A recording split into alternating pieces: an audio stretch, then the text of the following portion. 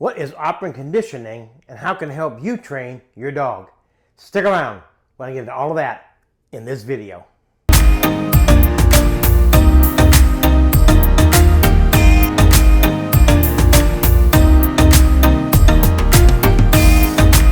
Hey everybody, my name is John. I am the owner and founder of A Better Companion Dog Training. For the past 32 years, I've been helping people just like you train dogs just like yours.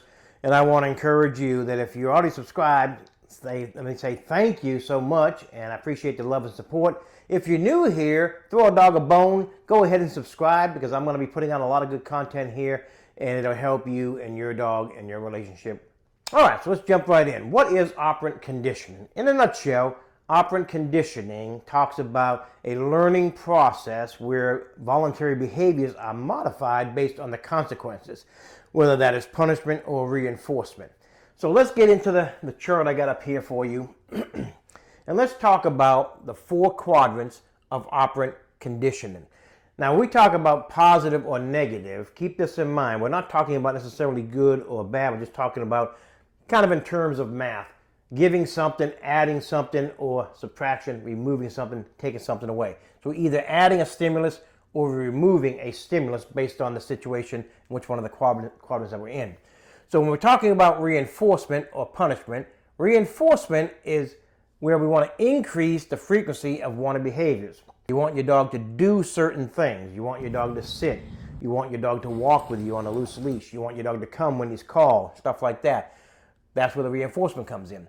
The punishment decreases the frequency of the unwanted behaviors. You want your dog to stop jumping up on you. You want your dog to stop running away. You want your dog to stop chewing up the house. Things like that, decreasing the unwanted behaviors or increasing the wanted behaviors. Reinforcement or punishment. Let's see how that plays out. Let's start over here with positive reinforcement. Remember, positive, we're adding a reinforcement. We're adding something that the dog desires to help increase a certain frequency.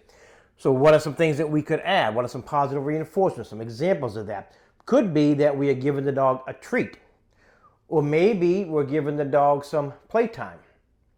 Or maybe we're giving the dog an opportunity to go outside. And so he wants to go outside. And so we're letting him know if you do certain things, then you can go outside. Negative reinforcement means that we're removing, subtracting, removing something that your dog doesn't desire. And again, to increase the frequency of a wanted behavior. So maybe we want our dog to go to the bed, to the placemat. And maybe you're using an e-collar and you have it on a low stimulation. And then what you're going to do is you're going to tell your dog to go to the bed. You're going to push down on a button. You're going to say place. The dog feels the stimulus, low level, not correcting level. And then the dog walks up to the bed, gets on the bed, you mark it. The marker that I use is good. And then you remove the stimulus.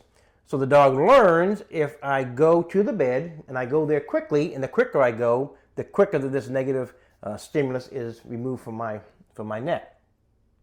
Now let's talk about positive punishment. So remember, positive, adding in a stimulus, something that's punishing, something that's going to decrease the frequency of the unwanted behaviors. And this is where you're giving your dog something that he doesn't desire. This could be a leash correction.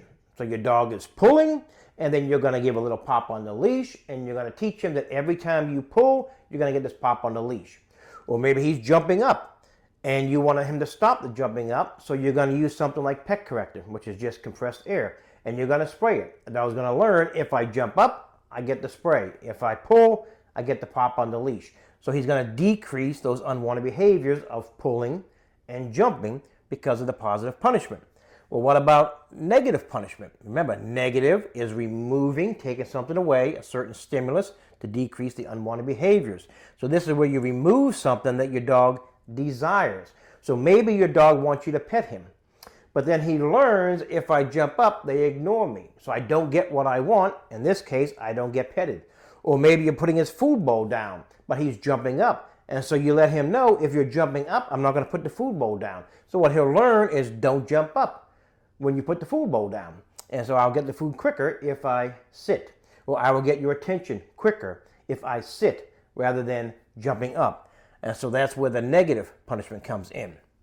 Now, it is very important that we understand that we have to maintain balance between all four of these quadrants. So some trainers go to one extreme, other trainers go to another extreme. So either some want to do only reinforcement, which typically means that they're not going to give any corrections at all. They're only going to give treats. They're going to wait until the dog sits down. When he finally does, they're going to give him a treat. He gets up on the couch. They don't want him on the couch, and so they wait until he gets down, then they give him a treat, but they never correct him for being up on the couch. That's going to one extreme. The other one would be the punishment-only trainers. What they do, they tend to kill the dog's spirit because there's no fun in the training at all. They're only getting corrections. They're never getting any rewards, never get anything positive. And now keep in mind that the positive doesn't have to always be a food reward. It could be, like I said earlier, it could be that if the dog wants to go outside, you have to sit first. You want to come out of your crate, you have to be calm. And then the reward is you get to come out of the crate, you get to go outside. It could be that you're giving the dog his food for the day. It could be that you're throwing a ball for a dog that likes to play fetch. So toys, treats, and all of this could be reinforcements, could be rewards.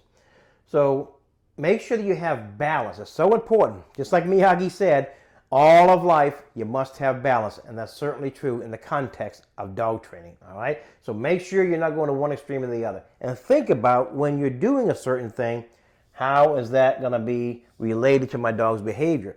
Is it going to increase the wanted behaviors, or is it going to decrease the unwanted behaviors? So we want to increase the wanted behaviors, but we also want to decrease the unwanted behaviors. So again, to give an example, we want the sitting to increase. We want the dog to sit to get things. And we want the unwanted behaviors of jumping up to decrease. So we got to do both. We got to increase the wanted behaviors and decrease the unwanted behaviors. And the commands modify the behaviors. All right? I hope this has helped you out. And again, if you're new here, please subscribe. Share this video with a friend. Check out some other videos I have on this channel. And happy training with your dog. And thank you so much for watching, and I'll catch you in the next one.